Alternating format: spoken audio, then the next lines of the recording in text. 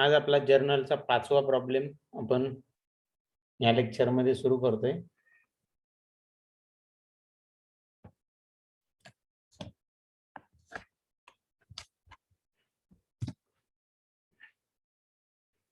पाचवा प्रॉब्लेम तुमच्या आता समोर येतोय. वर्कबुक सर्वांनी काढला असेल.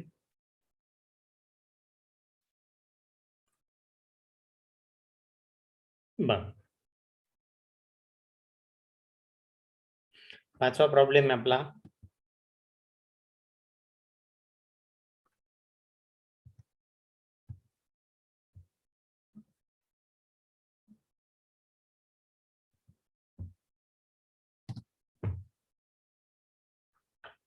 Generalized the following transaction in the book of Makarand Gode, Ganesh Peth Sinnar for the year October 2016 ते मार्च 2017. आता तुम्ही म्हणाल ऑक्टोबर फायनान्शियल इयर सुरुवातीची तारीख आहे का? नाही, तर बिझनेस ऑक्टोबर मध्ये सुरू झाला म्हणून ऑक्टोबर, पण एंड हा मार्च मध्येच झाला. फायनान्शियल इयर 1/4 पासूनच असतं, हे लक्षात ठेवायचं. बरोबर. मग आता आपल्याला इथं जो काय टॅलीच्या कंपनी क्रिएशन स्क्रीन मध्ये 2 डेट्स दिलेल्या असतात, त्या डेटचा वापर करण्याचा वेळ या ठिकाणी आज आलेली या प्रॉब्लेमने आपल्याला दिलेली. ती कशी, तर ते आपण आता टॅली कंपनी क्रिएशनच्या वेळेस बघूच. बघा, पहिली आपली एंट्री आहे 1/10/2016. Started business with cash ₹2,50,000 2,50,000 cash आणून बिझनेस सुरू केला. मग बिझनेस सुरू केला, कॅश आली. बरोबर. आता आपल्याला जर्नल करायचं, तर जर्नलायझेशनच्या 3 स्टेप तुमच्या समोर आहेत. 3 स्टेप कोणत्या? पहिली स्टेप म्हणजे ट्रान्झॅक्शन मधून 2 अकाउंट आपल्याला वेगळे करायचे. शोधलेल्या 2 अकाउंटचे क्लासिफिकेशन करायचे, पर्सनल, रिअल, नॉमिनल, आणि दिलेल्या अकाउंटच्या प्रकाराच्या नियमानुसार त्याचं डेबिट आणि क्रेडिट आपल्याला ठरवायचं. अशा या 3 स्टेप्स मध्ये आपल्याला जर्नलायझेशन करायचं. ठीक आहे. मग या ट्रान्झॅक्शन म्हणून आपल्याला 2 अकाउंट आपल्याला शोधायचे. बिझनेस मध्ये कॅश आणली. कॅश काय म्हणून आणली, तर कॅपिटल म्हणून आपल्याकडे आली. म्हणून पहिलं अकाउंट आपलं असेल कॅपिटल अकाउंट, जे आपल्या ट्रान्झॅक्शन मध्ये कॅपिटल नाव कुठेही दिसत नाही, पण ते कॅश जी येते ती कॅपिटल म्हणूनच येत असते. बिझनेस मध्ये आपण जे पैसे टाकतो त्याला कॅपिटल म्हणतात, म्हणून एक अकाउंट येते कॅपिटल, आणि दुसरं असणारे कॅश येते म्हणून कॅश अकाउंट. हे 2 अकाउंट आपण शोधले. 2 अकाउंट शोधल्यानंतर त्याला नियम लावायचे. Personal, real, nominal. कॅपिटल हा पर्सनल मध्ये जातो, कॅश हा रिअल मध्ये. तुम्हाला मी मागच्याच प्रॉब्लेम मध्ये बॅच मध्ये सांगितलं की तुम्ही एक जरी नियम लावला तर दुसरा नियमानुसार दुसऱ्या अकाउंटचं डेबिट क्रेडिट आपोआप निघणार आहे. मग आपण कॅश हे रिअल अकाउंट आहे. रिअल अकाउंट सगळ्यात सोपा नियम आहे. जे आलं त्याला डेबिट, जे जातं त्याला क्रेडिट.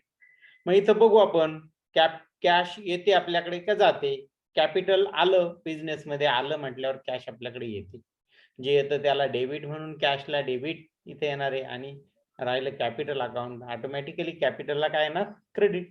तुम्ही नियम लावून बघा, ऑटोमॅटिकली क्रेडिट त्याला मिळणारच आहे. मग करू आपण एंट्री. कॅशला डेबिट आहे म्हणून कॅश अकाउंट डेबिट.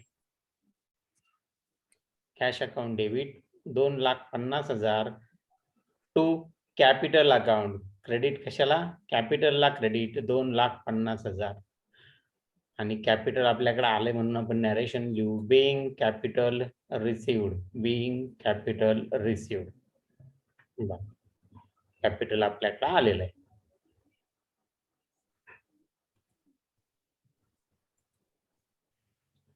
त्यानंतर 2 तारखेची एंट्री आहे. Purchase goods from Premier Traders for ₹80,000 on 10% trade discount. Premier Trader कडून 10% ट्रेड डिस्काउंटने माल काय केला? परचेस केला. आता ह्या प्रॉब्लेम मध्ये एक नव्याने हा ट्रेड डिस्काउंट हा प्रकार आलेला आहे. मग काय ट्रेड डिस्काउंट? डिस्काउंट हा प्रकार आहे. डिस्काउंटचे 2 प्रकार असतात. बघा, डिस्काउंटचे 2 प्रकार.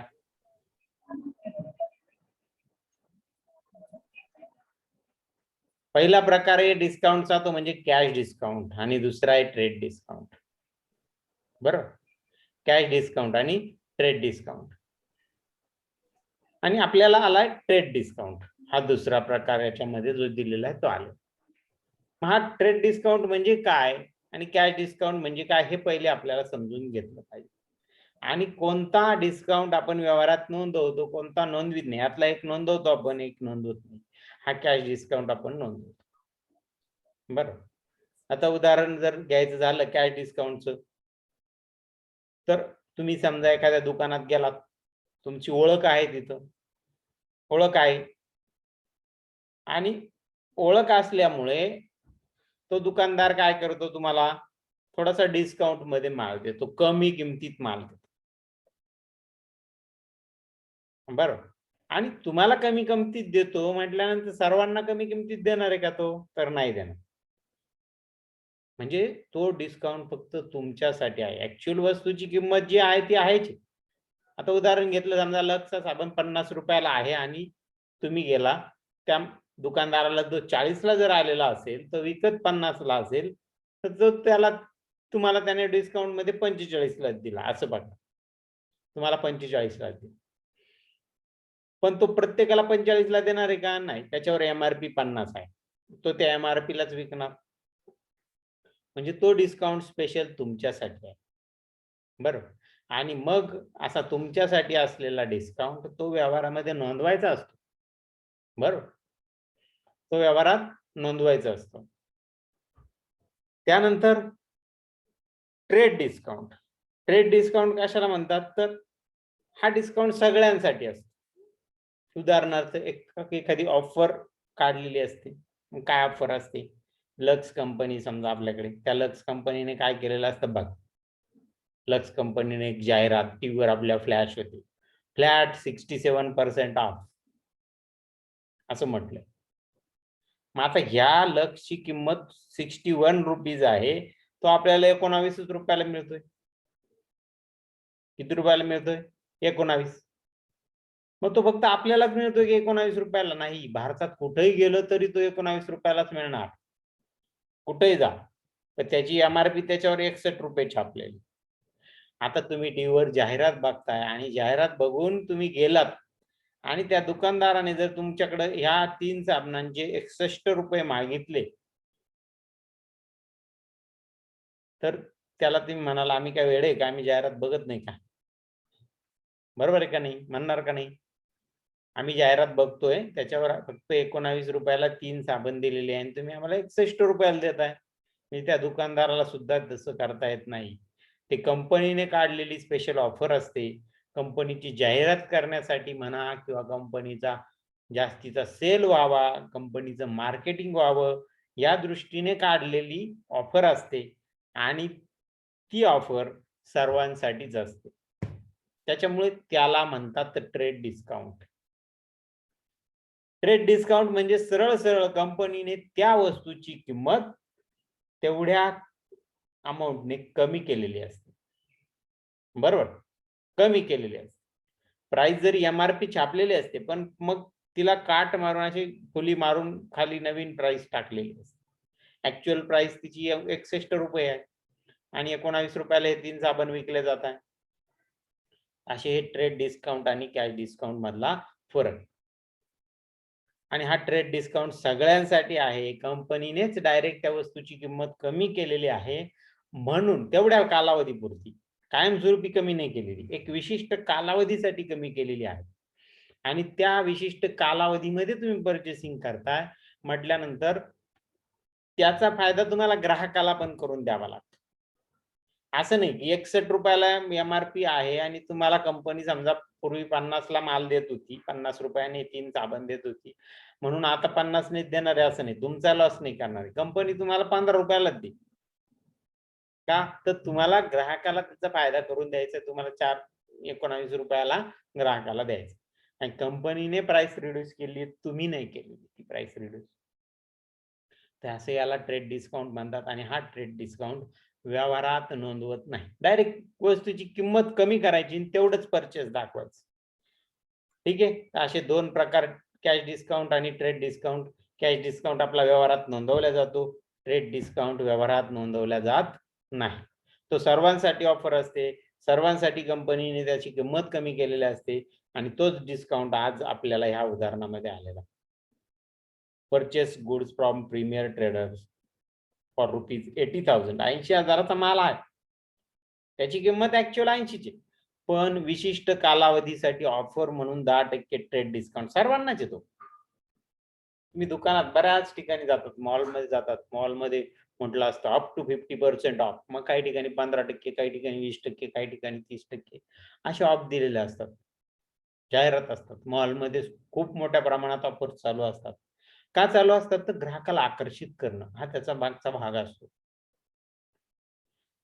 मग मग ती किंमत कंपनीने कमी केलेली असते का? तर नाही, ती मॉलवाल्याने केलेली असते. मॉलवाल्याने कशी कमी करतो मॉलवाला? तर मॉलवाल्याचं पर्चेसिंग हे बिग मोठ्या प्रमाणात, समजा लक्स कंपनी बाहेर जर ₹60 जे काही 3 साबण विकले जातात, ते साबण त्या बाहेरच्या दुकानदाराला जर ₹50 येत असतील, तर ते मॉलवाल्याला 40 लाच येतात, कारण की तो डायरेक्ट ट्रकचे ट्रक लोड करतो. मोठ्या प्रमाणात पर्चेसिंग असतं आणि डायरेक्ट कंपनी थ्रू पर्चेसिंग असतं. मध्ये कोणताही होलसेलर, डीलर कोणीही नसतं. त्याच्यामुळे त्यांचं सगळं मार्जिन कट होतं आणि मग असं कट झालेल्या मार्जिनने मॉलमध्ये तो माल आलेला असतो आणि मग ह्या अशा ऑफर काढून तो विकला जातो. तरी त्यांना तो प्रॉफिटच असतो. बरोबर? तर असा हा ट्रेड डिस्काउंट आपल्याला व्यवहारात नोंदवायचा नसतो. हेच आपल्याला यातून समजून घ्यायचंय. मग यातून थोडक्यात 80,000तून 10% डायरेक्ट वजा करायची. वजा करायची 80,000तून 10% जर वजा केले तर किती रक्कम शिल्लक राहील? कोण सांगतं? 72,000. 72,000. म्हणजे आता आपल्याला हा व्यवहार केवढ्याचा दाखवायचा फक्त? तर 72,000चा. ठीक आहे. मग आता आपण पुन्हा जाऊ आपल्या जर्नलायझेशनच्या स्टेपकडे. 2 अकाउंट आपण शोधू. परचेस गुड्स म्हटल्यावर परचेस गुड्स हे अकाउंट येणार आणि दुसरं उधारीवर परचेस असल्यामुळे पार्टीचं नाव प्रीमियर ट्रेडर्स. आता पहिल्या ट्रान्झॅक्शन मध्ये आपलं ग्रुप सिलेक्शन राहिलेलं होतं. आपण ते ठरलेलं आहे की एंट्री झाल्याबरोबर आपल्याला ग्रुप सिलेक्शन करायचे. तर आपल्याला पहिले कॅश अकाउंटला ग्रुप द्यायची गरज पडत नाही. कॅपिटल अकाउंट आपल्याकडे आहे नव्याने आलेलं, त्याला आपल्याला ग्रुप द्यावा लागेल. त्याला आपण कॅपिटल अकाउंटाचा ग्रुप इथं देणार आहोत. मग हा ग्रुप दिल्यानंतर आपण दुसऱ्या ट्रान्झॅक्शन कडे जाऊ. त्याच्यातून आता 2 ट्रान्झॅक्शन 2 अकाउंट्स आपण वेगळे करू. पहिलं असणारे परचेस गुड्स आणि उधारीवर परचेस आहे.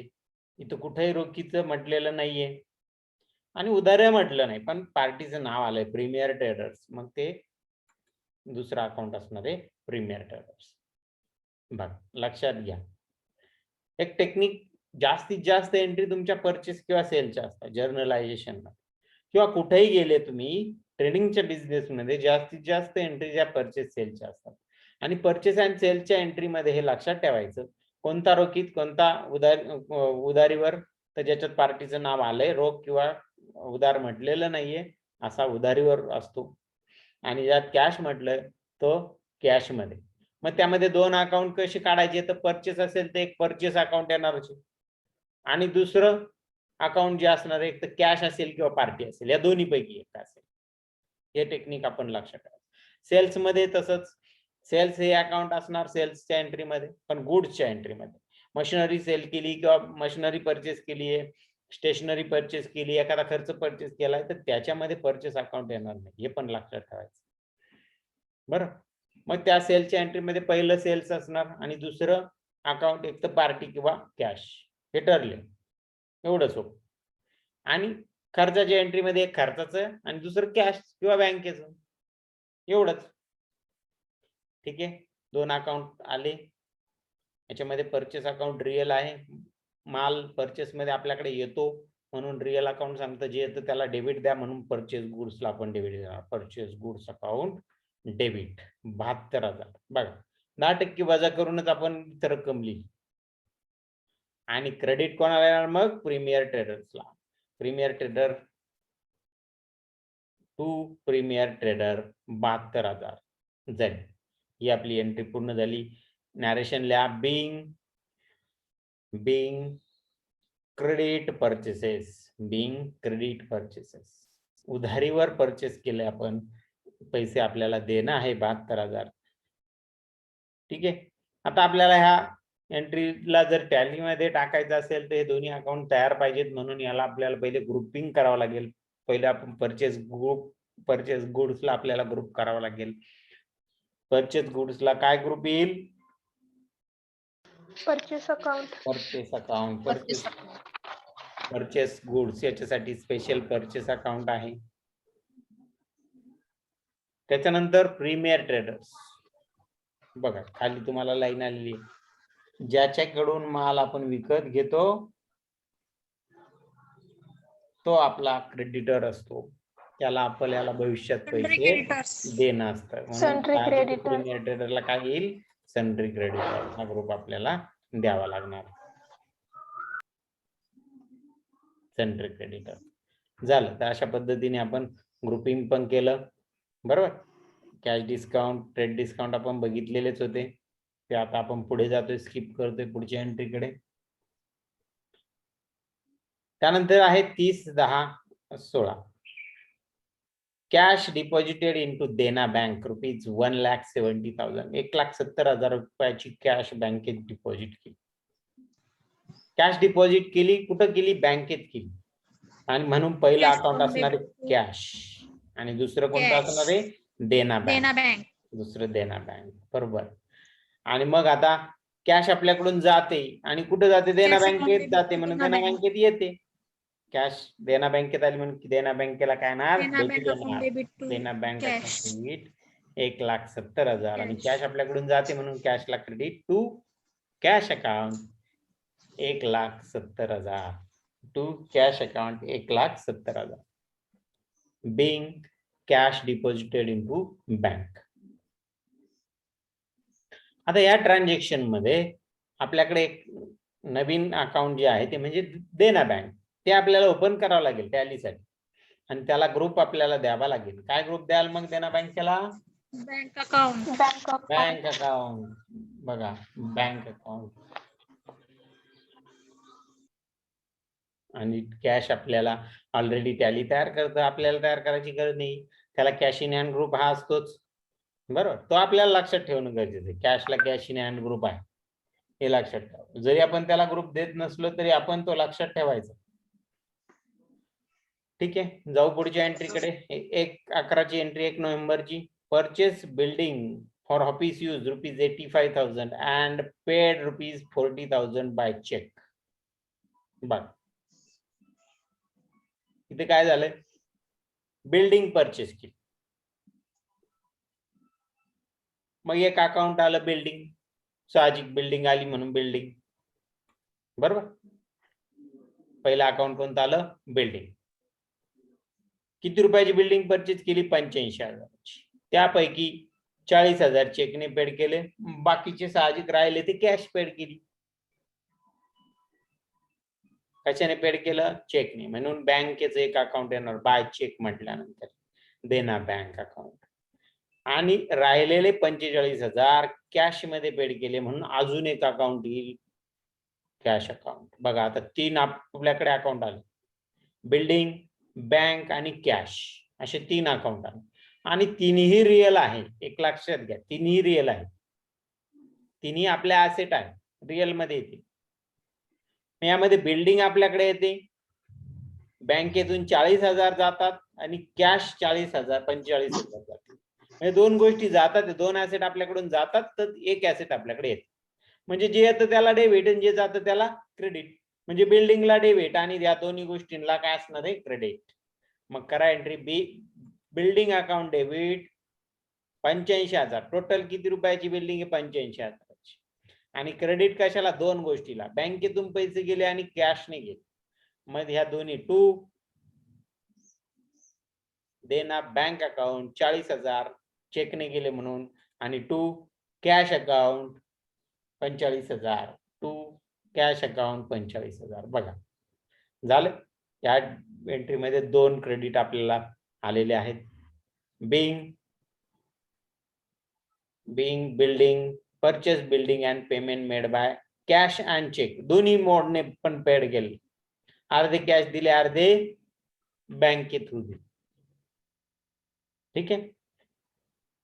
आता ही एंट्री ज्यावेळेस आपल्याला टॅलीमध्ये पोस्ट करायची, तर याच्यापैकी हे दोन खालचे जे दोन अकाउंट आहे, देना बँक आणि कॅश, हे ऑलरेडी आपल्याकडे आलेले आहेत, त्याला काही ग्रुप द्यायची गरज नाही. पण बिल्डिंग आपल्याकडे नव्याने आहेत, म्हणून बिल्डिंग अकाउंट आपल्याला तयार करावं लागेल. बिल्डिंग अकाउंटला आपण ग्रुप काय देणार, काय ग्रुप देणार सांगा?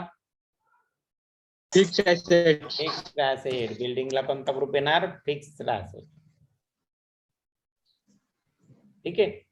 आणि देना बँक आणि कॅश ऑलरेडी तयार केले. देना बँकेला आपण वरतीच बँक अकाउंट ग्रुप दिलाय आणि कॅश इन हँड ग्रुप हा टॅलीच देत असतो आणि तयार करत असतो, म्हणून आपण तयार करण्याची गरज नाही. Sir to cash account for 45,000 कसं आलं ते समजलं नाही. हा, आता बिल्डिंग परचेस केली आपण 85,000 आणि त्यापैकी 40,000 आपण चेकने पेड केली. मग राहिलेली रक्कम साहजिक कशाने पेड केली, तर कॅश मध्ये पेड केली. मग तुम्ही म्हणाल कशी काय, तर काहीच म्हटलं नाहीये तसं, बरोबर ना? मग आपण असंही होऊ शकतं ना, 45,000 राहिले पण, बरोबर आहे. हा प्रश्न एकदम राईट आहे का? असंही होऊ शकतं 40,000 दिले, 45 ठेवले द्यायचे, नंतर देऊ. पण मग नंतर देऊ असं म्हटलं असतं तर त्या पार्टीचं आपल्याला इथं नाव आलं असतं, बरोबर ना? ज्याच्याकडून परचेस केली त्याचं नाव आलं असतं, कारण की 45,000 ठेवले, पण कोणाचे द्यायचे ठेवले ते आपल्याला इथं नाव घ्यावं लागलं असतं ना 45,000, बरोबर आहे ना? मग इथं पार्टीचं नाव आलेलं नाही. हे म्हटलं म्हणजेच पूर्ण हा कॅश मधला व्यवहार आहे. म्हणजे थोडक्यात पूर्ण पैसे दिले, मग पूर्ण पैसे दिले त्यापैकी 40,000 चेकने दिले एवढं सांगितलं, मग राहिलेले कॅशने दिले. हे साहजिक आहे. पेमेंट करण्याचे तर दोनच मोड आहे, एक तर कॅश मध्ये, एक तर बँकेतून किंवा कॅश मध्ये, बरोबर. तिसरा आहे क्रेडिट्स. आपण क्रेडिट साठी इथं सांगितलेलंच नाही, पार्टीचं नाव पण आलं नाही, बरोबर. कॅश किंवा क्रेडिट म्हटलेलं नसेल आणि पार्टीचं नाव आलं तर ते क्रेडिट असं आपण सांगितलं, बरोबर. इथं पार्टीचं नाव आलंय का? नाही आलं. म्हणजे हे पैसे पूर्ण पेड केले, पूर्ण पेड केले, मग त्यापैकी 40,000 चेकने आणि बाकीचे राहिलेले 45,000 कॅश मध्ये. समजलं मग? हॅलो, समजलं ना? हो. ठीक. तुमचा प्रश्न बरोबर होता, कारण असंही होऊ शकतं उधारीत राहिले, पण उधारीत राहण्यासाठी इथं पार्टीचं नाव येणं अपेक्षित आहे. आपण क्रेडिट कोणाला देणार मग, बरोबर. जाऊ आपण पुढच्या एंट्रीकडे. 2/11 sold goods to Swati on cash ₹70,000 at 5% trade discount. बर, आता या ठिकाणी बघा, इतक्यात आपण जे बघितलं मागचं ट्रान्झॅक्शन, त्याच्यामध्ये पार्टीचं नावच नव्हतं, पण या ट्रान्झॅक्शन मध्ये इथं पार्टीचं नाव पण आलं आणि कॅश पण म्हटलं. लक्षात येते? कॅश पण म्हटलं, पार्टीचं नाव पण आहे. मग हे उधारीवर नाही, पार्टीचं नाव हे फसवण्यासाठी आलेलं आहे ह्या ट्रान्झॅक्शन मध्ये. इथं क्लिअर कट आपल्याला कॅश म्हटलंय, रोखीत व्यवहार आहे. आता हा रोखीत व्यवहार कसा आहे? 5% ट्रेड डिस्काउंट आहे.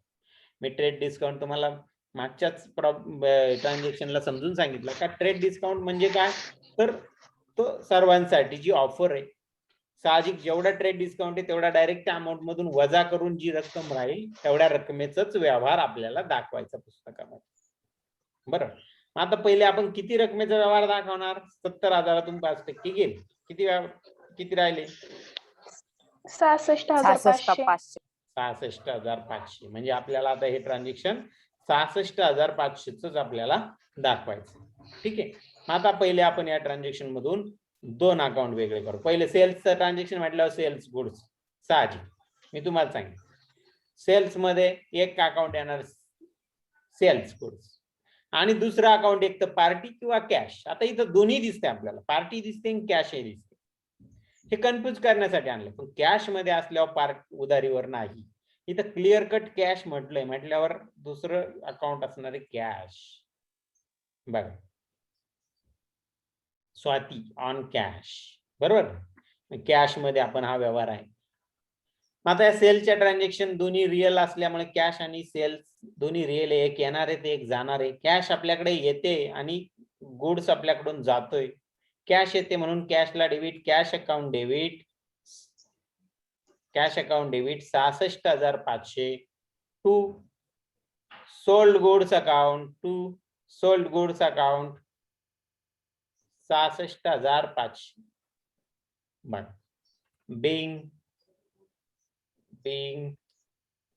cash sales to Swati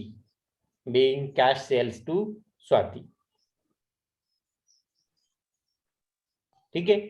त्या ट्रान्झॅक्शन मध्ये आपल्याला ग्रुप सिलेक्शन करावं लागेल. कॅशला तर करण्याची गरज नाही. आता सोल्ड गुड्स नाही पहिल्यांदा चालेल म्हणजे त्याला सेल्स अकाउंट हा पण ग्रुप देणार. सोपा ग्रुप आहे आपला सेल्स साठी आणि परचेस साठी. बघा आता पुढचं ट्रान्झॅक्शन आपल्याकडे 1/12 paid salary and wedges ₹30,000 salary and wedges paid केले. सॅलरी अँड वेजेस हा आपला काय खर्चाचं ट्रान्झॅक्शन आलं की एक अकाउंट असणार आहे त्या खर्चाचं आणि दुसरं कॅशचं किंवा बँकेचं. बँकेतून पैसे गेले तर बँकेचं, कॅश गेले तर कॅश. मग आता हे दोन अकाउंट आपल्याकडे निघत आहे. एक सॅलरी अँड वेजेस अकाउंट आणि दुसरं कॅश अकाउंट. आता सॅलरी अँड वेजेस नॉमिनल मध्ये जातं. नॉमिनल अकाउंट सांगतो खर्च झाला डेबिट द्या. मग सॅलरी अँड वेजेसला काय दिलं जाणार डेबिट. आणि रिअल अकाउंट सांगतो जे जातं त्याला क्रेडिट द्या. कॅश आपल्याकडून जाते म्हणून कॅशला क्रेडिट. एकाला डेबिट एकाला क्रेडिट. सॅलरी अँड वेजेसला डेबिट आहे म्हणून salary and wages account debit 30,000 करा entry. Salary and wages account debit 30,000 to cash जाते म्हणून कॅशला credit to cash account 30,000 to cash account 30,000 being salary and wages paid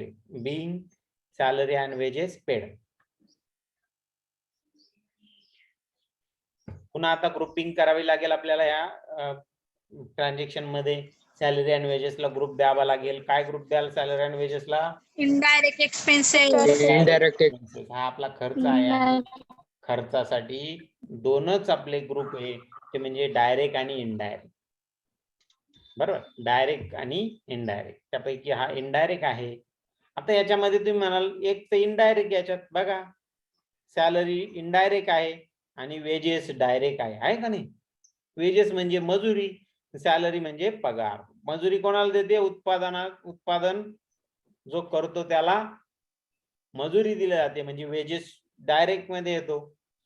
म्हणजे ज्यावेळेस सॅलरी अँड वेजेस म्हणजे पहिला इनडायरेक्ट खर्च असतो त्यावेळेस त्याला इनडायरेक्टच ग्रुप द्यायचा. आता हे जर उलट आला असतं वेजेस अँड सॅलरी जर आला असतं तर मग आपण डायरेक्ट एक्सपेन्सेस दिला असता. समजलं? मग तर एक सॅलरी हा इनडायरेक्ट आहे आणि वेजेस हा डायरेक्ट आहे हे लक्षात ठेवा. पुढे येऊन आपल्याला सेपरेट पण येऊ शकतात किंवा उलटा पण होऊ शकतो. वेजेस अँड सॅलरी पण येऊ शकते त्यावेळेस तो डायरेक्ट द्यायचा. त्यावेळेस तो काय द्यायचा? Direct expenses. कॅश आपल्याला तयार करण्याची गरज नाही म्हणून कॅश अकाउंटला आपण ग्रुप इथं देत नाही. ठीक आहे, झालंय आपलं ट्रान्झॅक्शन. पुढच्या एंट्रीकडे जाऊ. 2/12 purchase furniture ₹20,000 and machinery ₹40,000 and payment made by check.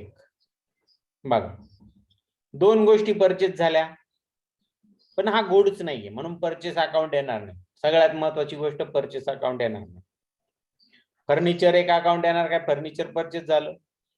Machinery purchase झाली म्हणून मशिनरी येणार. आणि पेमेंट चेकने गेलं म्हणून चेक म्हणजेच बँक एक अकाउंट आपल्याकडे येणार. बरोबर, बँक हे एक अकाउंट आपल्याकडे येणार. मग आता हे तिन्ही जे अकाउंट आहे फर्निचर मशिनरी आणि बँक हे तिन्ही रिअल आहेत. तिन्ही आपल्या ऍसेट आहेत. ऍसेट म्हणजे ते रिअल मध्ये जाईल. रिअल अकाउंटचा नियम सांगतो जे येतं त्याला डेबिट जे जातं त्याला क्रेडिट. आता आपल्याकडे दोन गोष्टी येत आहे. फर्निचर आपल्याकडे येतं, मशिनरी आपल्याकडे येतं आणि त्याचं पेमेंट जे आहे ते बँकेतून जातं म्हणून बँकेला काय येणार? क्रेडिट. दोन गोष्टी येतात मग येतात म्हटल्या दोन्हीला डेबिट. फर्निचरला डेबिट करा entry. Furniture account debit to machinery account debit. Machinery account debit 40,000. Machinery account debit 40,000 to bank account 60,000 बँकेतून 60,000 बर Dena Bank 500. To Dena bank account 60,000 narration घ्या being furniture purchase building purchase furniture and build नाही इथे narration being purchase furniture and machinery and payment made by cheque इथे narration आपलं चुकलेलं आहे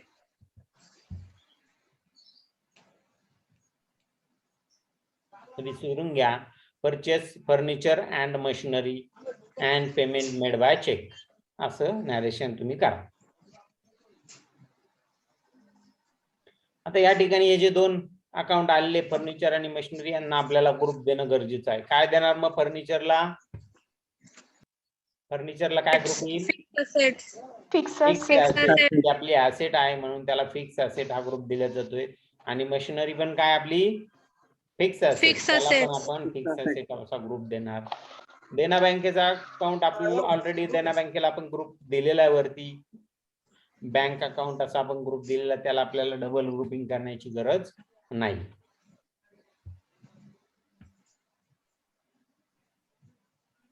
ठीक आहे पुढे जातोय आपण पुढच्या एंट्रीकडे 31/12 paid salary paid to Jignesh rupees 15,000 by cheque salary paid to Jignesh 15,000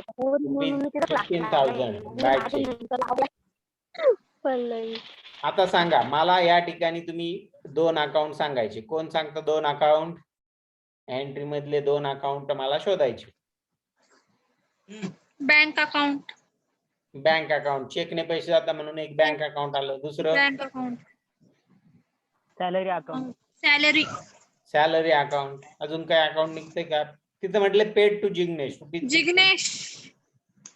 paid to Jignesh सांगितले जिग्नेश बघा आता या ठिकाणी सॅलरी पेड टू जिग्नेश कोणाला सॅलरी पेड केली जिग्नेशला खर्च झाला कोणता खर्च झाला सॅलरीचा खर्च झाला म्हणून एक खर्चाच बघा खर्चाचं अकाउंट येईल ते म्हणजे सॅलरी पहिला अकाउंट कोणतं येईल सॅलरी कोणाला पेड केली ते महत्वाचं नाही जिग्नेशचं अकाउंट या ठिकाणी येणार नाही सॅलरी पेड केली सॅलरी खर्चाचं एक अकाउंट दुसरं जिग्नेश इथं आपण दाखवतोय फक्त तुम्ही म्हणताय म्हणून आणि तिसरं चेकने पेड केलं म्हणून बँक आता या ट्रान्झॅक्शन मध्ये दोनच अकाउंट लागणार आहे मग कोणतं इनव्हॅलिड आहे यातलं तर हे जिग्नेश येणार नाही बघा आपण परचेस किंवा सेलचं ट्रान्झॅक्शन पण करतो आता मागेच एक आपलं परचेसचं किंवा सेलचं एक ट्रान्झॅक्शन येऊन गेलं त्याच्यामध्ये म्हटलं होतं की स्वातीला आपण माल विकला पण कसा विकला रोखीमध्ये त्या ठिकाणी पण 3 अकाउंट आले सेल एक अकाउंट आलं सेल्स आलं स्वाती आलं आणि कॅश आलं म्हणून आता कॅश मध्ये असल्यामुळे पार्टी बाजूला जाते एक लक्षात घ्या आपण जे सॅलरी पेड करतो ती काही उधारीवर राहत नाही ती रोखीत असते त्याच्यामुळे पार्टीच्या नावाने कधीही अकाउंट येणार नाही त्या खर्चाच्या नावाने अकाउंट येईल म्हणून जिग्नेश कधी लक्षात घ्या हे पार्टीचं नाव किंवा त्या व्यक्तीचं नाव हे फसवण्यासाठी रोखीच्या व्यवहारात जर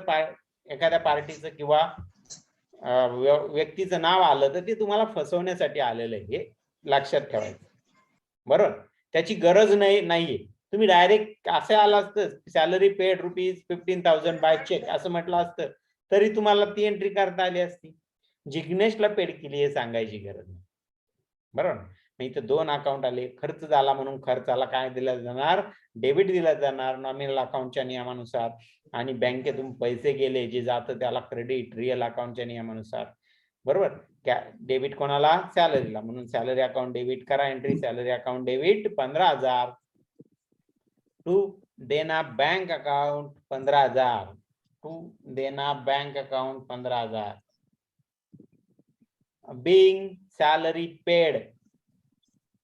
being salary paid to Jignesh by check आता जिग्नेश आलंय तर त्याला आपण मान देऊ नॅरेशन मध्ये कमीत कमी त्याचं नाव घेऊन टाकू कोणाला पेड केली त्याचं नाव ट्रान्झॅक्शन मध्ये दिलंय तर त्याचं नाव आपण नॅरेशनला टाकून देऊ ठीक आहे झालं आता या ठिकाणी जे काही दोन्ही अकाउंट आपल्याकडे आलेले आहेत, हे दोन्ही अकाउंट आपले ऑलरेडी तयार आहेत, तयार करण्याची गरज नाही, पण तरी पण इथे सॅलरीला इनडायरेक्ट एक्सपेन्सेस ग्रुप दिला गेला आहे, कारण की वरती सॅलरी आणि वेजेस एक अकाउंट आलेला आहे, त्यामध्ये तुम्हाला ती एंट्री टाकता येईल सॅलरी आणि वेजेस मध्ये. सेपरेट सॅलरीचा अकाउंट तयार करण्याची तुम्हाला गरज पडणार नाही, लक्षात घ्या टॅलीमध्ये. आणि देना बँकेचं तर ऑलरेडी तयार असतं. ठीक आहे, झालं समजलं. मग या एंट्रीत कोणाला काही कन्फ्युजन आहे का? बघा, या एंट्रीत कोणाला काही कन्फ्युजन आहे असं आहे का? कोणती एंट्री असो, तुमची गुड्स परचेसची असो, खर्चाची असो, ऍसेट परचेसची असो, कोणती एंट्री असो, या एंट्री मध्ये एक भाग हा कॅश किंवा बँक असते, म्हणजे पेमेंट हा भाग असतो, बरोबर. मग ते पेमेंट आपण थांबवू शकतो, म्हणजे नंतर देऊ शकतो, असं पण असतं. म्हणजे थोडक्यात आपण उधारी ठेवू शकतो. पण अशा केसमध्ये रोखीत पार्टीचं नाव आलं आणि कॅश मध्ये ट्रान्झॅक्शन असेल तर पार्टीला तिथं घ्यायचं नाही, पार्टीचं अकाउंट आपण घ्यायचं नाही, कोणत्याही प्रकाराने घ्यायचं नाही. ठीक आहे, पुढे जाऊ आपण. 1/1/2017 paid Haven insurance company ₹5,000 for fire insurance by cheque. बघ, फायर इन्शुरन्स पेड केला, कोणाला पेड केला? Haven insurance. आणि कसा पेड केला? चेकने. पुन्हा एकदा तसंच ट्रान्झॅक्शन आपल्याकडे आलेलं आहे, पुन्हा एकदा आलंय. रोखी मधला व्यवहार आहे, चेकने असो किंवा कॅशने असो, तो रोखीतला लगेच कॅश जाते म्हटल्यानंतर पार्टीच्या नावाचा इथं अकाउंट आपल्याला घ्यायची गरज पडत नाही, लक्षात ठेवा. आता एक हेवन इन्शुरन्स, दुसरं cash fire insurance, fire insurance आपला खर्च आहे, आणि तिसरं बाय चेक, चेकने आपण पैसे पेड केले, बँक अकाउंट. आता यापैकी काय गाळायचंय आपल्याला? तर ही पार्टी, कारण की पैसे जागेवर जात आहे, राहत नाहीये, म्हणून पार्टी निघून जाणार, पार्टीचा अकाउंट घेणार नाही. उरले हे दोन अकाउंट, या दोन अकाउंट मध्ये बँक आणि फायर इन्शुरन्स या दोन्हीमध्येच आपण काय करणार? ट्रान्झॅक्शन करणार. आता फायर इन्शुरन्स हा आपला काय खर्च, आम्ही अकाउंट सांगतो खर्च झाला, डेबिट द्या, मग द्या डेबिट, फायर इन्शुरन्सला debit, fire insurance account debit 5,000 fire insurance. आणि पैसे गेले, बँकेतून गेले, फक्त जे जातं त्याला क्रेडिट, म्हणून to bank, Dena bank account 5,000, Dena bank account Dena bank account 5,000. being fire insurance paid to Haven insurance company by cheque. आता इथं नॅरेशन मध्ये आपण त्याचं नाव घेऊन टाकू, हेवन इन्शुरन्सला आपण पेड केला याचं नाव इथं घेऊन टाकू. आता या ठिकाणी एक फायर इन्शुरन्सचं अकाउंट आलं, याला काय ग्रुप द्यायचं मग आपल्याला सांगा? ग्रुप याला कोण सांगतं? फायर इन्शुरन्सला काय ग्रुप देणार? ते खर्चाचा अकाउंट आहे, खर्च आहे. फायर इन्शुरन्स म्हणजे काय? इन्शुरन्स प्रीमियम आपण पेड केला म्हणजेच इनडायरेक्ट एक्सपेन्सेस, आणि खर्चासाठी इनडायरेक्ट एक्सपेन्सेस हा आपला ग्रुप असणार आहे, बरोबर. डायरेक्ट आणि इनडायरेक्ट असे दोन ग्रुप खर्चाला असतात, त्यापैकी इनडायरेक्ट एक्सपेन्सेस आपण याला देतो. उत्पादनाशी संबंधित नाही हा खर्च, म्हणून याला इनडायरेक्ट एक्सपेन्सेस आपण देतो. आणि देना बँक ऑलरेडी वरती आपण ग्रुप दिलेला आहे, त्याला आपण नव्याने ग्रुप देत नाही. ठीक आहे, पुढे जाऊ. पुढच्या एंट्रीकडे 2 तारखेची एंट्री आहे, 2/1/17 sold goods to Radha ₹75,000. Sold goods to Radha ₹75,000. आता इथं काहीच म्हटलेलं नाही, कॅश का क्रेडिट. तुम्हाला मी सांगितलं की कॅश किंवा क्रेडिट काहीच म्हटलेलं नाही, त्यावेळेस ते उधारीवर पार्टीचं नाव आलं तर उधारीवर समजायचं. मग तुम्ही म्हणाल कॅश क्रेडिट काहीच म्हटलेलं नाही आणि पार्टीचं नाव आलं नाही, तर मग रोखीत समजायचं. मग काय समजायचं? रोखीत समजायचं. ठीक आहे, मग इथं उधारीवर ट्रान्झॅक्शन आहे म्हटल्यावर एक आलं सेल्स अकाउंट आणि दुसरं असणार आहे राधा अकाउंट. दुसरं कोणतं अकाउंट? राधा, पार्टीचं नाव उधारीवर आहे म्हटलं. बरं, आता इथून पुढे आपल्याला एक काम करायचे आहेत. आतापर्यंत आपण नव्याने जर्नल शिकवत होतो. तुम्ही 11वी मध्ये असताना जर जर्नल शिकले असाल तर तिथं आपण मी जे काही आता एंट्री मध्ये करत गेलो, sold cash account debit to sold goods account, तर तसं झालेलं नाही. तुमची एंट्री तशी नव्हती त्यावेळेस. तुम्ही फक्त गुड्सला क्रेडिट द्यायची, परचेस झालं तर गुड्सला डेबिट द्यायची. पण आपल्याला टॅलीमध्ये तसं करता येत नाही. तर 2 अकाउंट आपल्याला वेगवेगळे ठेवावे लागतात, परचेस आणि सेल्स. बरोबर. आता तुमचं कन्फ्युजन होऊ नये म्हणून आपण परचेस बरोबर गुड्स, सेल्स बरोबर गुड्स आपण जोडत होतो. इथून पुढे आपल्याला तो गुड्स हा शब्द काढून टाकायचा आहे. आपण फक्त परचेस आणि आम्ही पहिलं अकाउंटच लिहायचो. काय लिहायचो? Cells account. सेल्सच लिहायचे. बरं बरं. मग पूर्वी काही वेळेस असा गुड्स शिकवलं जायचं, फक्त गुड्सला डेबिट किंवा गुड्सला क्रेडिट असं म्हटलं जायचं. आता आपण फक्त सेल्स म्हणणार किंवा परचेस म्हणणार. आपण हा गुड्स शब्द इथून पुढे तो काढून टाकणार. ठीक आहे. ह्या एंट्री पासून आपण काढून टाकणार.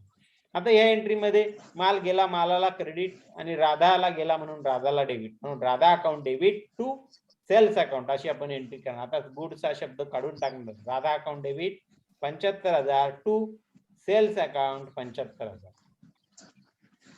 To sales account 75,000. Being credit sales. आता या ठिकाणी हे 2 जे अकाउंट आले आहेत त्यापैकी राधा अकाउंट आपल्याला नव्याने आहेत ते तयार करावं लागेल. त्याचा ग्रुप आपल्याला द्यावा लागेल. काय ग्रुप द्यायचा? Sundry debtors. ज्याला आपण माल विकतो तो आपला डेटर असतो, त्याच्याकडून भविष्यात आपल्याला पैसे घ्यायचे असतात, म्हणून तो आपला कोण आहे? Sundry debtors. बघा, म्हणून त्याला मी डेटर्स हा ग्रुप देतोय. आणि सेल्स ऑलरेडी तयार आहे आपल्याकडे, म्हणून सेल्सला आपण देणार नाहीये तो ग्रुप. अगोदरच ग्रुप दिलेला आहे, एकदाच आपल्याला ग्रुप द्यायचा आहे. ठीक आहे. पुढे जाऊ आपण पुढच्या एंट्रीकडे. Purchase goods from messrs Jadhav rupees 30,000. 30,000चा मेसेज जाधव कडून माल काय केला? परचेस केला. आता या एंट्री मध्ये 2 अकाउंट, परचेस मध्ये एक परचेस अकाउंट असतं, सेल्स मध्ये एक सेल्स अकाउंट असणार. म्हणून पहिलं परचेस गुड्स किंवा परचेस अकाउंट आणि दुसरं मेसेज जाधव पार्टी समोर. वरची राहिली सर एक एंट्री. हा, एक एंट्री राहिली वरची. कोणती राहिली? कमिशनची एंट्री 31. रेखा 31 एक रेखाची.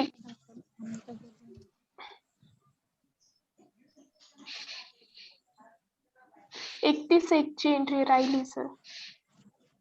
बरं, 31 एकची एंट्री राहिली ना.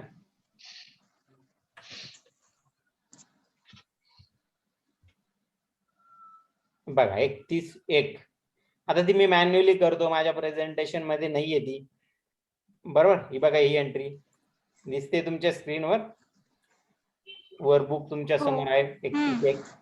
Paid to Rekha rupees 3,500 for commission by cheque. बघा, ह्या प्रॉब्लेम मध्ये जास्तीत जास्त ट्रान्झॅक्शन असे आलेले आहेत की व्यवहार तर कॅश मध्ये केला, पण पार्टीचं पण नाव दिलेलं. ते कशासाठी दिले? तर ते फसवण्यासाठी आले. बरोबर. मग इथे एक अकाउंट येणार आहे रेखा, एक कॅश येणार आहे आणि एक कमिशन येणार. पण यातून हे रेखा कॅश असल्यामुळे रेखा अकाउंट आपलं डिलीट होणार. राहिलं कॅश आणि कमिशन. कमिशन आपला काय? खर्च आहे, म्हणून खर्चाला debit. Commission account debit. Commission account debit.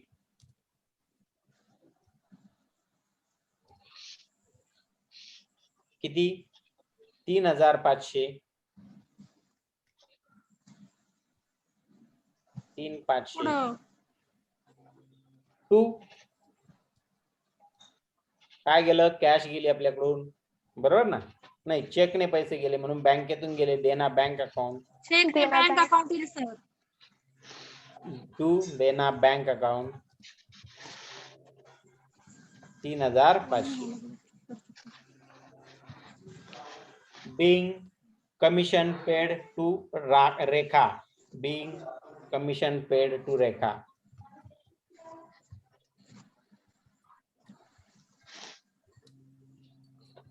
Being commission paid to Rekha. बघ, आता या ठिकाणी आपल्याकडे 2 अकाउंट आले, त्यापैकी कमिशन अकाउंट हे नव्याने आहे म्हटल्यानंतर त्याला आपल्याला ग्रुप द्यावा लागेल. कमिशन हा आपला खर्च आहे आणि खर्चाला 2च ग्रुप आहे, ते म्हणजे डायरेक्ट आणि इनडायरेक्ट. हा इनडायरेक्ट मध्ये येईल, हा उत्पादनाशी संबंधित नाही म्हणून indirect expenses. Indirect indirect expenses. Expenses. आणि देना बँकेला आपल्याला कोणताही ग्रुप द्यायचा नाहीये, कारण की ऑलरेडी आपण अगोदर ग्रुप दिलेला आहे. ठीक आहे, अशी ही आपली एंट्री इथं झालेली आहे कमिशनची. ठीक आहे, पुन्हा आपण आपल्या प्रेझेंटेशन मध्ये जाऊ, पुढच्या एंट्रीज बघू. एक एंट्री इथून चुकून राहिली होती प्रेझेंटेशन मध्ये घ्यायची, ती आपण मॅन्युअली तिथं सोडून दाखवली आपल्याला. 1 फेब्रुवारीची entry, purchase goods from Mrs Jadhav ₹30,000. 30,000चा माल मिसेस जाधव कडून परचेस केला म्हणून पहिला अकाउंट असणारे परचेस अकाउंट, परचेस गुड्स, आणि दुसरं मिसेस जाधव अकाउंट, पार्टीचं नाव.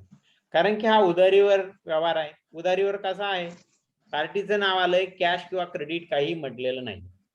कॅश किंवा क्रेडिट काही म्हटलेलं नाही आणि पार्टीचं नाव आलं तर उधारीवर. कॅश किंवा क्रेडिट काही म्हटलेलं नाहीये आणि पार्टीचं नाव आलं नाही तर तो रोखीत. ठीक आहे, इथं उधारीवर आहे, पार्टीचं नाव आलंय म्हटल्यावर उधारीवर. परचेस होतोय माल, माल परचेस झाला, माल आपल्याकडे येतोय म्हणून परचेस अकाउंटला डेबिट. लिहा परचेस अकाउंट डेबिट 30,000. इथं आता मी गुड्स हा शब्द इथून पुढे घेणार नाहीये, तुम्ही पण घेऊ नका. तो एक परचेस. तो समजण्यासाठी म्हणून आतापर्यंतच्या ट्रान्झॅक्शन मध्ये मी घेतला तो. To Mrs Jadhav 30,000. being credit purchases.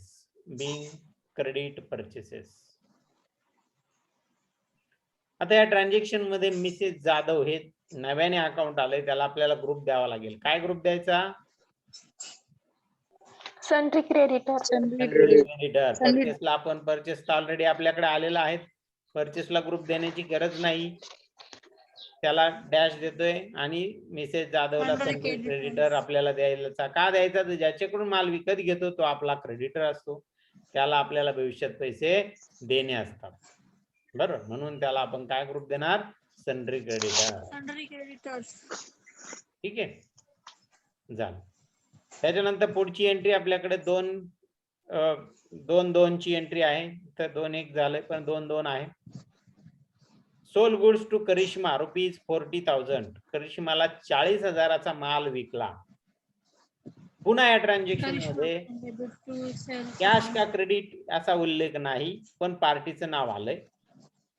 माल विकला म्हणून एक सेल्स अकाउंट आपल्याकडे येणार आणि दुसरं येणार पार्टीचं करिश्मा अकाउंट. हे 2 अकाउंट. हे 2 अकाउंट आल्यानंतर आपल्याकडे माल जातो, सोल्ड मध्ये माल जातो म्हणून मालाला क्रेडिट, आणि करिश्माकडून पैसे घ्यायचे असतात म्हणून करिश्माला डेबिट. मग करा entry, Karishma account debit 40,000 to sales account 40,000. being credit sales.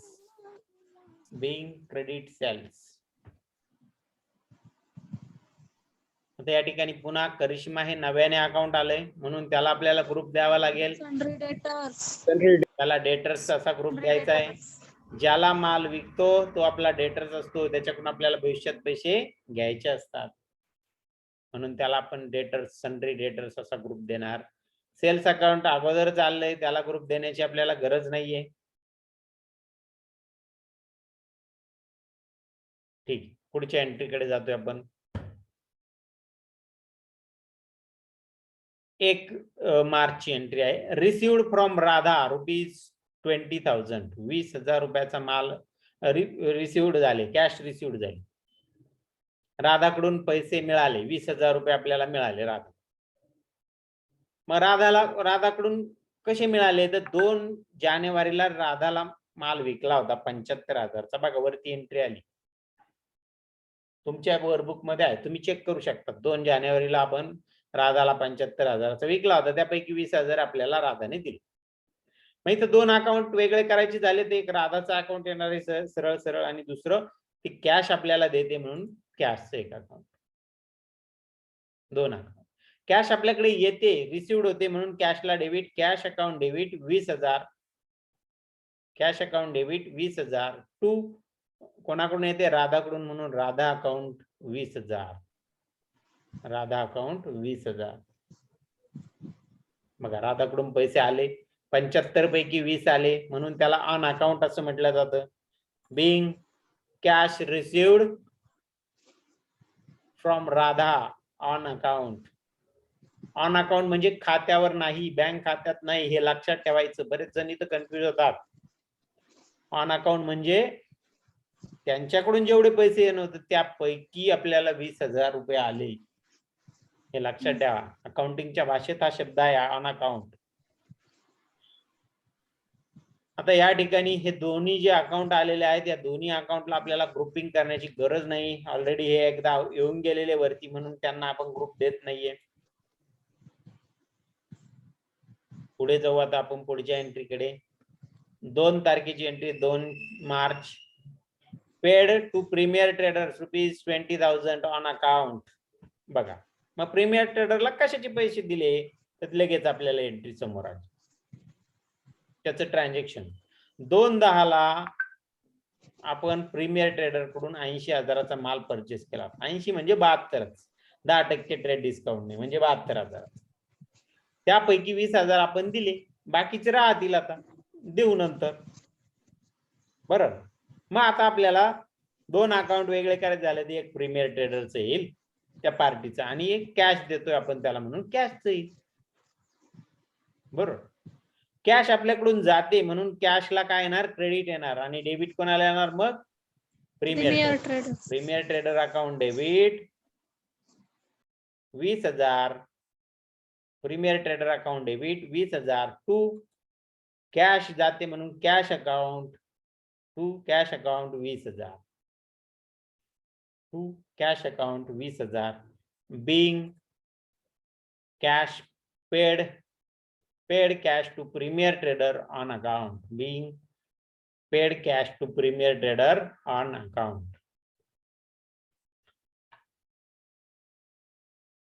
या दोन्ही अकाउंट पैकी दोन्ही अकाउंट याच्या अगोदर आपल्याकडे येऊन गेले, त्याला ग्रुप देण्याची गरज नाही, आपण त्याला डॅश देतोय सध्या. झाली एंट्री. पुढे जाऊ आता आपण पुढच्या एंट्रीकडे. पुढची आणि आपली शेवटची एंट्री 31/3 ची. Paid to doctor Smith ₹3,000 for medical treatment of his daughter. Doctor स्मिथला 3,000 रुपये पेड केले. कशाचे? Medical treatment of his daughter. आता हा वैयक्तिक खर्च आहे. वैयक्तिक खर्च म्हटलं का पहिलं एक अकाउंट येणार ड्रॉइंग अकाउंट. डॉक्टर स्मिथ हे अकाउंट येणार नाही, इथं आपण दाखवतोय, पण डॉक्टर स्मिथ, दुसरं कॅश आणि तिसरं medical treatment of his daughter. आता डॉक्टर स्मिथचा काय संबंध नाही, हा पर्सनल खर्च आहे म्हणून डॉक्टर स्मिथ निघून जाईल. त्याच्याऐवजी ड्रॉइंग अकाउंट येईल. बरोबर. ड्रॉइंग अकाउंट हे पर्सनल वैयक्तिक खर्च झाला का ड्रॉइंग अकाउंटला आपण काय देतो? डेबिट देतो. तो खर्च आहे पण तो वैयक्तिक खर्च म्हणून ड्रॉइंगला डेबिट. म्हणून लिहा drawing account debit. Drawing account debit 3,000 to cash account. Cash जाते म्हणून कॅशला credit to cash account 3,000. Being personal expenses paid by cheque. नाही, बाय चेक नाहीये, फक्त कॅश मध्ये. इथे बाय चेक म्हणू नका. Being personal expenses paid. बघा तर अशा पद्धतीने आपला प्रॉब्लेम इथं पूर्ण झालेला आहे.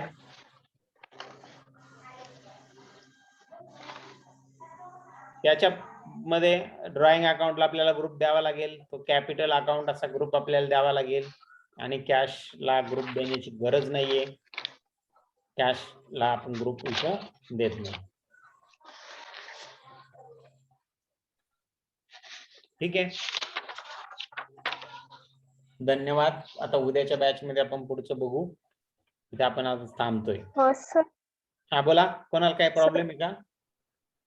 सर प्रॉब्लेम नंबर 4 मध्ये आपल्या 2 एंट्री राहिल्या होत्या शेवटच्या.